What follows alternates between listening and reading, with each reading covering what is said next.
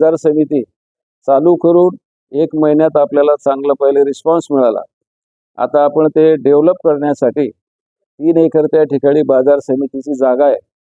त्या ठिकाणी आपण कंपाऊंड असेल, काँक्रिटीकरण असेल, गुरढोरांना पिण्याचा पाण्याचा हॉल असेल आणि त्याचबरोबर पिलखोड बाजार समितीची सुद्धा आपण परवानगी मागितली आहे DDR कडे। ती पण लवकरच होईल।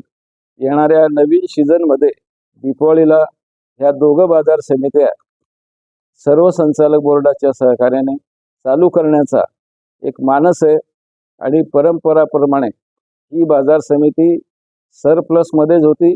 आता पुन्हा देखील सरप्लसमध्ये राहून आता या ठिकाणी 267 कोटीची उलाढाल बाजार समिती चालू करून 1 महिन्यात आपल्याला चांगला पहिले रिस्पॉन्स मिळाला। आता आपण ते डेव्हलप करण्यासाठी 3 एकर त्या ठिकाणी बाजार समिती